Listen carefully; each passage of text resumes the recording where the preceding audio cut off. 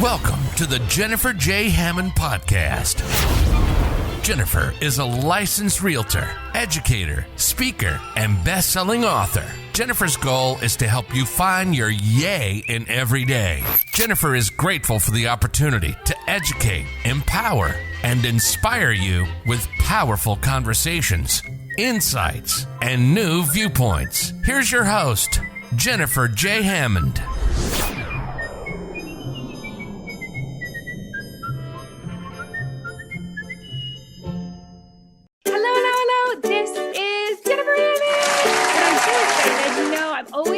Ways that we can take a look at real estate and help you get information that'll help you make good decisions in real estate. Well, probably one thing you haven't thought about is, that old saying, not in my backyard, or do I want it in my backyard?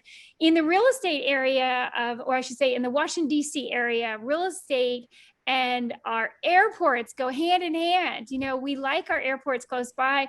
One, because we do have that access to international flights, but flights all over. And we have 3 different airports here. So I was really excited about our next guest. She is going to help us understand a little bit about what's happening, not only right now with airport security and screenings, but also what does the future hold? So Kathy, welcome to the show. Hi, Jennifer. It's good to be here. Thank you. Well, first of all, let's start right off with the state of the U.S. aviation security industry. There's a lot of innovations and things that have changed since 9/11. Would you talk about that? Absolutely. And, lately things have been changing a lot quicker than before. New equipment, new things getting us moving faster through the airports. There's biometrics coming through. If anybody's ever used the Clear before, there's now going to be for everybody going through. So there's all kinds of new equipment. There's no longer just going through and putting in your bag and then you hear a bag check and then you wait for a long time. Now 4 or 5 people can put their stuff down at once and go through. So it's definitely improving, moving through towards that futuristic, just walking through and never stopping. And it's doing everything. Is that really possible? I think that, visiting other countries, I've seen other countries do some amazing security stuff that seems so seamless. So that's exciting to think that that's possible and coming for us. It's definitely working on that. That is the major goal at the very end, is to not be stopped, just to walk completely through with your luggage and never stop. And that would be done. So for those of us who are lay persons and we don't know anything about it, what does it mean? We're switching from x-rays, and you talked about biometrics. Will you talk a little about what does that mean?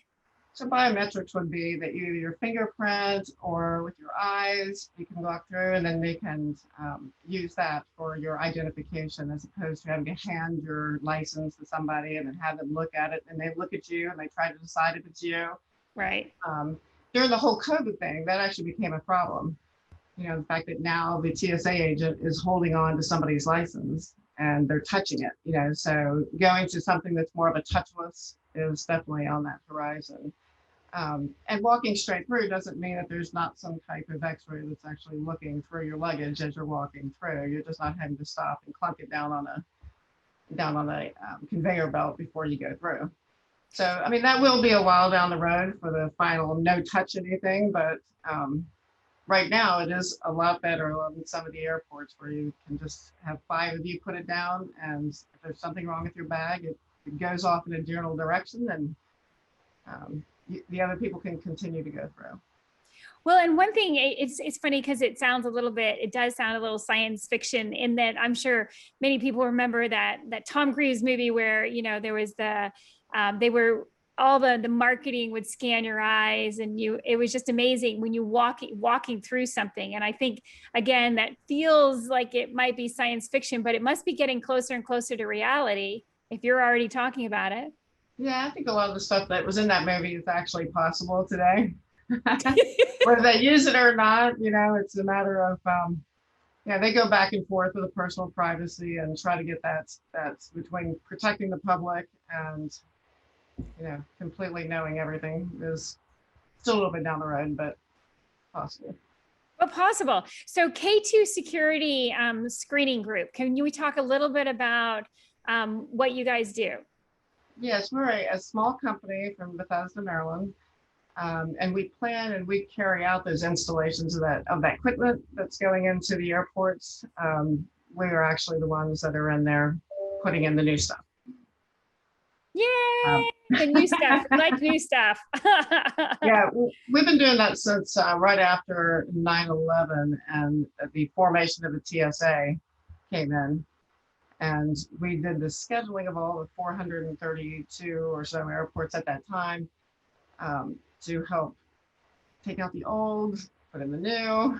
In about 2015, we worked with the TSA's Innovation Task Force, and they were ones that were putting in like the new stuff that we tried out. A lot of times it would be in like an Atlanta airport. You'd have the Innovation Task Force, and we would put in that equipment. We've done huge installs at LaGuardia. That now LaGuardia is this beautiful airport, not the one that was made fun of on Saturday Night Live. If any of you saw that, Atlanta is beautiful. LAX is every day is more is going into LAX. So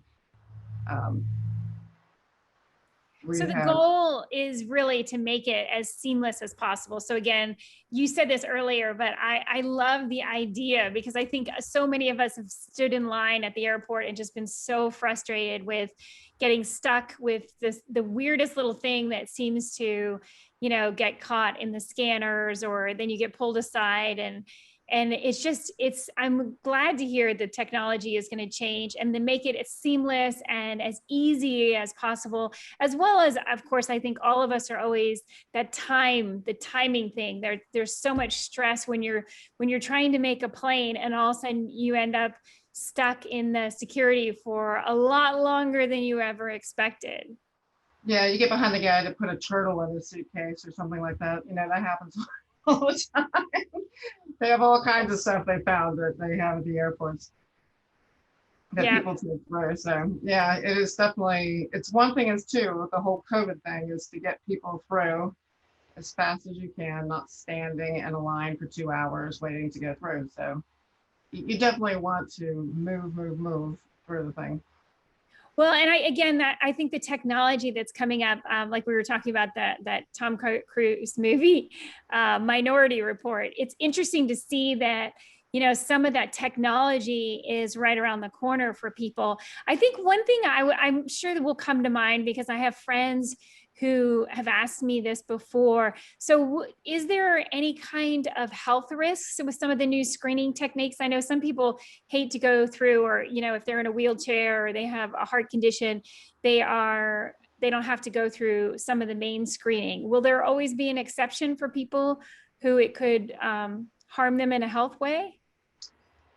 They're always tested. I don't believe the radiation amounts or anything is actually something for them to be worried about, but it is difficult for them to get through with their wheelchair and things. There's always going to be the option to be wanded instead of going through some of the machines if people are worried about it, but they're all tested for safety and they're all maintained multiple times a year.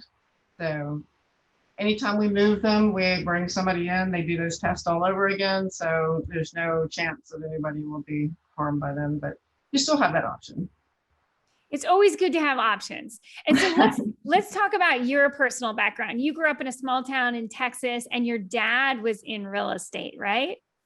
Yes. Well, my dad, he was a builder. He built most of the town that I lived in. He was such a role model to me because just watching him go out to work every day in that Texas heat and get on those houses and, you know, make it through some pretty hard times in the 70s when in the Carter years where there wasn't a lot of building going on. And then through Reaganomics to that as well. As we all know, the real estate was like 28% interest at that time.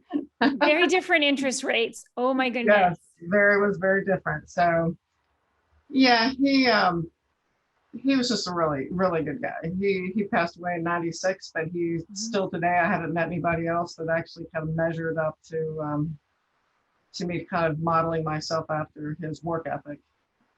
Yeah. And I think that that's one of the things that all of us know is that the more that you keep that work ethic and just continue to focus on what your goals are and just go persist, as we all discovered with the pandemic, life throws us curveballs that we definitely didn't expect. So it's definitely important to, and I would say persist toward whatever your goals are, but also to be innovative and to figure out ways to be creative in solutions.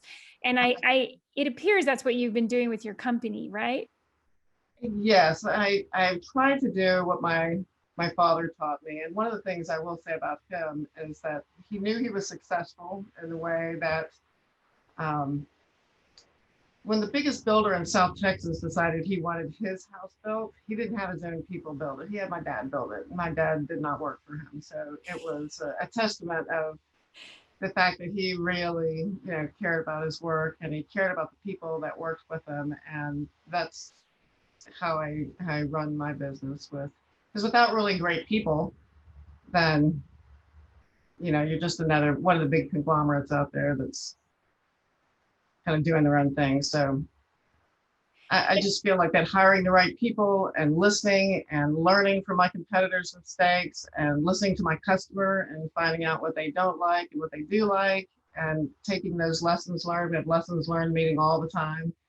How could we have done better? Instead of just patting us on our back going, yay, we made it through it, Right. Just taking those old fashioned ethics of, just doing the right thing has paid off for us. I mean, we started off and we were lucky if we could get a little $1,000 job. My only competitors were people that were huge conglomerates: Leidos, Lockheed Martin, Boeing, Raytheon, all huge conglomerates. And, if we could get $1,000 job, we were really happy.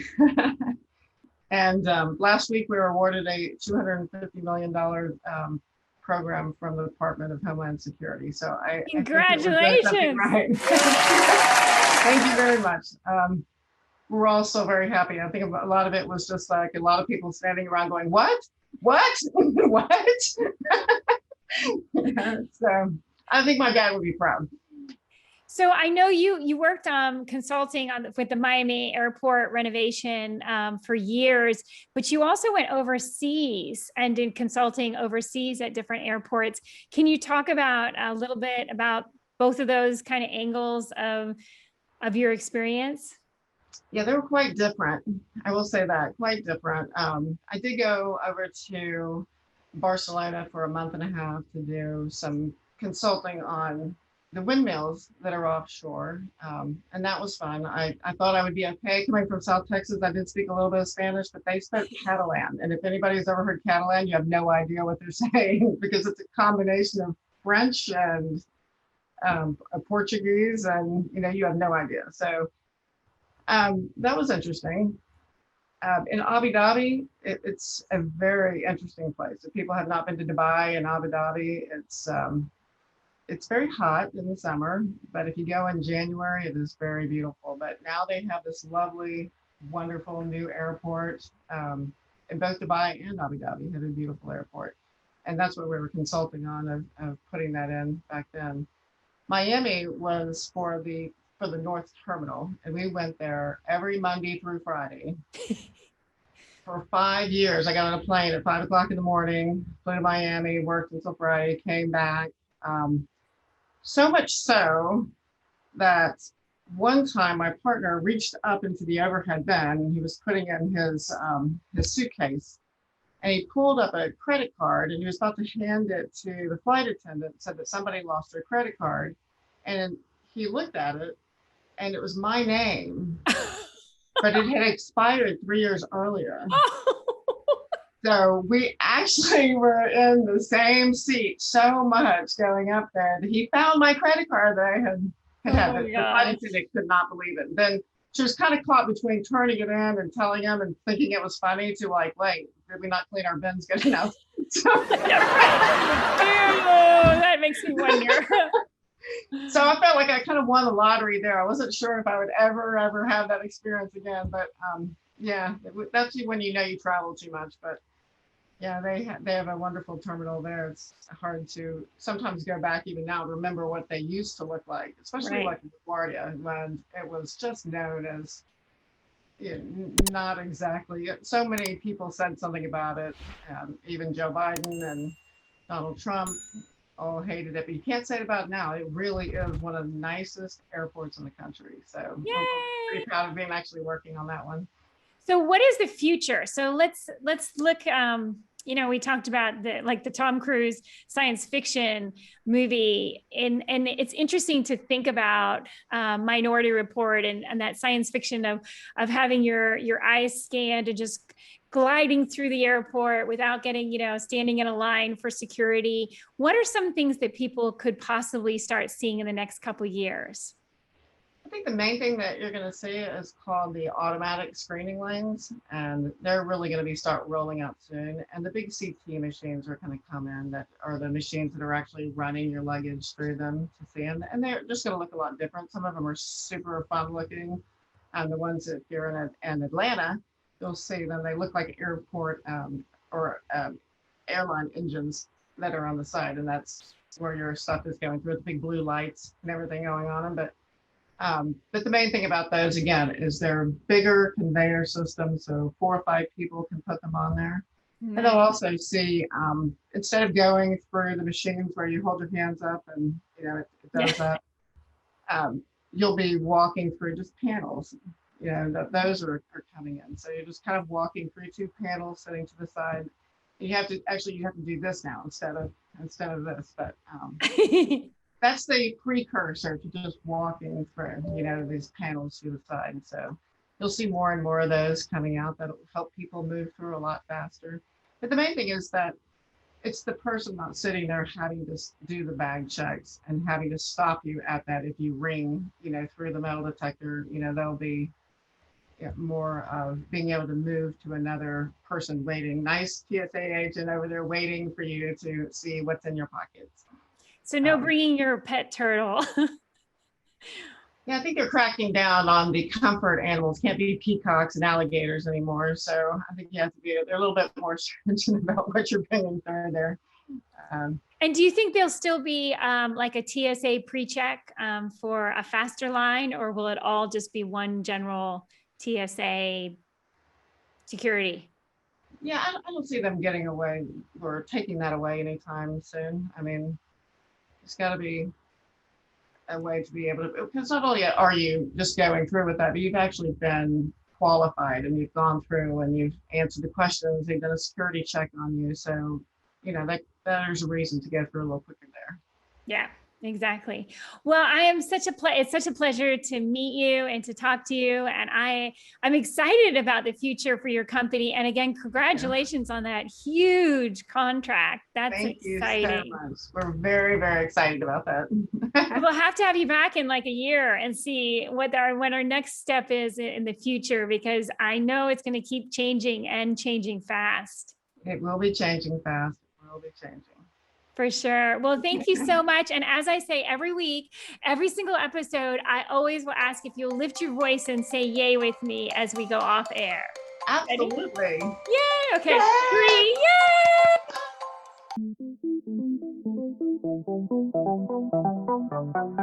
yay.